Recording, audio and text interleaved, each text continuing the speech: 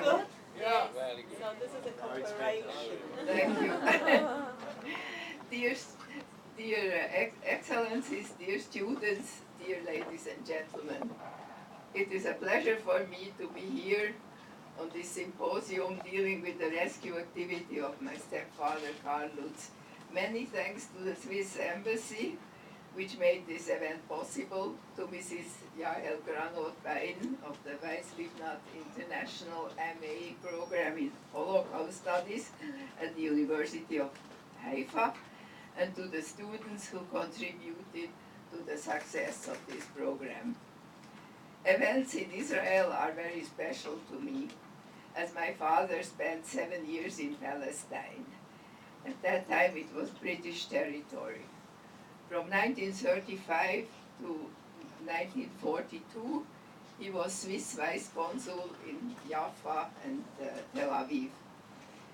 When World War II broke out, he also took over the interest of the German citizens in Palestine.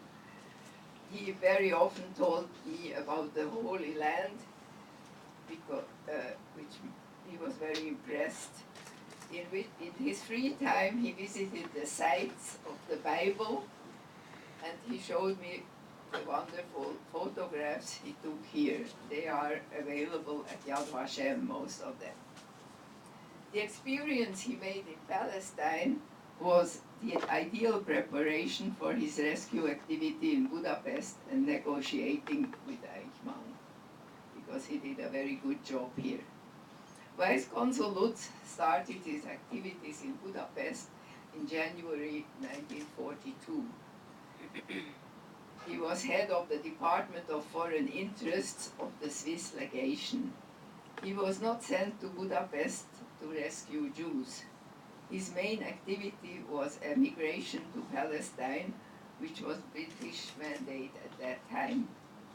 Until spring 1944, Hungary was reputed to be safe for Jews, in spite of the anti-Semitic legislation. The approximately 800,000 Jews in Hungary lived in relative peace up to then. After the German invasion on March 19, 1944, the situation for Jews of Hungary became desperate and changed completely. They lost their rights. They were marked by a yellow star they had to wear. Their goods and apartments were confiscated. They were no more allowed even to use public means of transportation. They did not get their mail. They couldn't listen to the radio, etc. In that time, Lutz, who had done a good job in Palestine, with representing the German interest, still had the permission from Eichmann for 7,800 Hungarian Jews to emigrate to Palestine, because emigration was his job. These permissions were covered by so-called Palestine certificates. Then he started to issue Swiss protective letters, which was his invention. Any person in possession of such a document, he said, should automatically be placed under the protection of the Swiss legation until it was possible to emigrate to Palestine. But 7,800 was far from enough. When he recognized the situation, his objective changed. He wanted to rescue as many Jews as possible.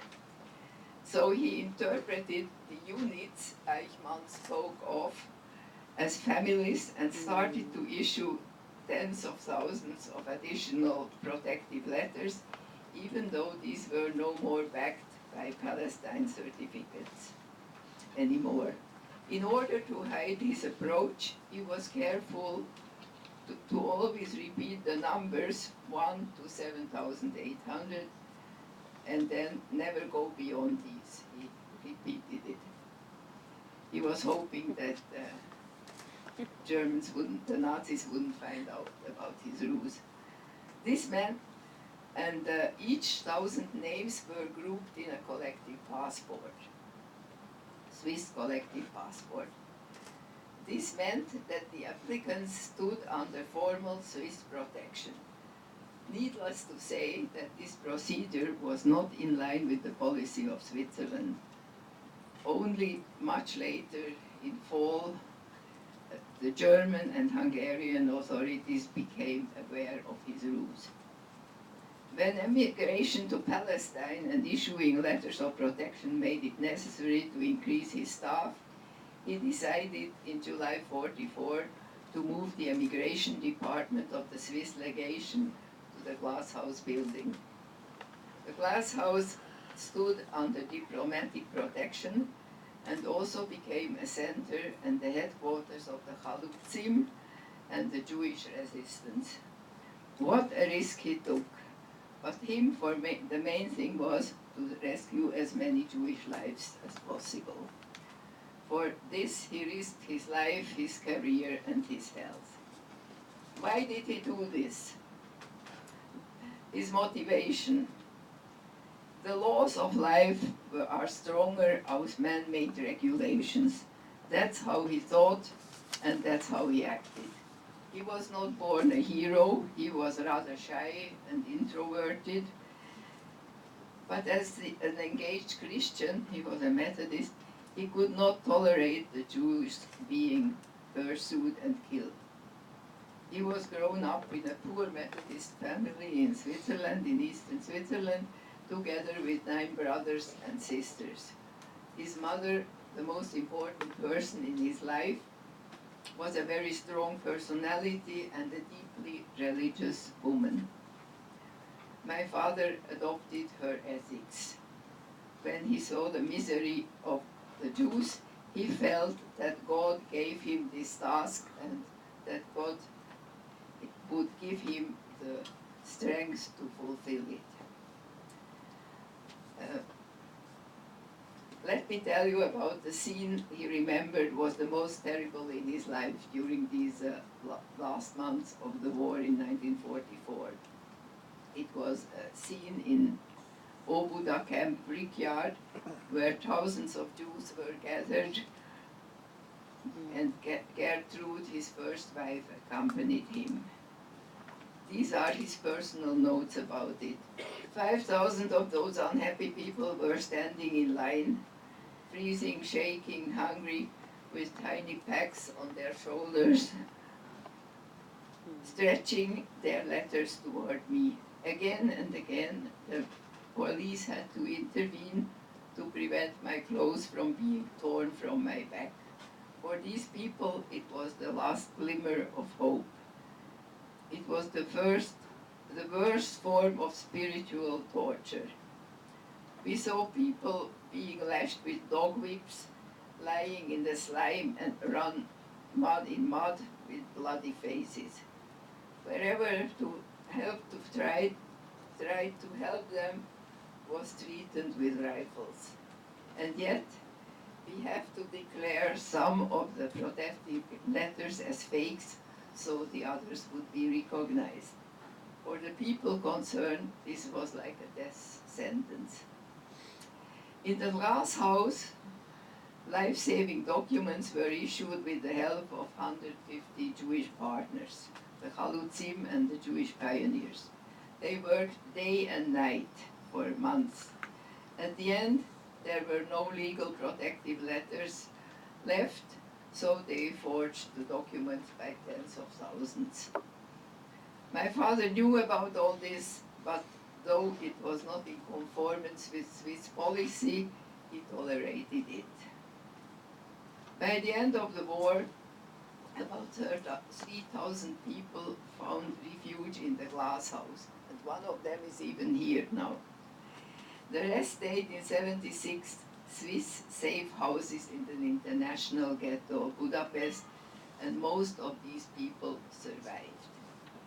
I have been in Budapest during these times, as you already heard. I was 6 years old, but I have quite strong memories of this time, and I'm emotionally moved when I talk about this. That's why I can't hold the microphone. From the end of 1944 to the liberation in February 1945, we spent 2 months in the air shelter of the British legation in Buda, the residence of the Swiss consul at that time. We lived in the cellar with 30 other persons. We had very little water, food, and light. Of course, our house was hit in January by 20 fire bombs and burned for 48 hours. We were afraid that the fuel tank in the court, filled with 3,000 liters of gas, would explode. Fortunately, this disaster didn't occur. The cellar resisted the attack and we survived. Needless to say that for his rescue activity, the cooperation with the Jewish Agency for Palestine was of eminent importance.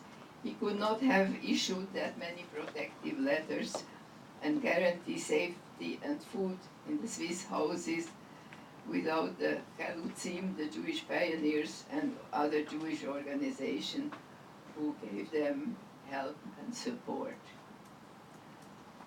On the other hand, Lutz allowed the Jewish organizations to operate from the glass house. Lutz stayed in Budapest until the end of the war, even when his superiors had left. And so he risked his life. The Germans had promised him to guarantee the safety of the Jews in the Swiss protected houses and the recognition of the protective letters as long as he would be present. But his position was weakened in fall 1944 when the Arrow Cross terror began, because the federal government in Bern refused to recognize the Nazi government. Switzerland did not acknowledge the valor of the activities of my father for a long time. He was accused of having overstepped his authorities. He got some acknowledgement by the Jewish side. In 1946, the Zionist Congress in Basel, World Zionist Congress in Basel, received him with a standing ovation.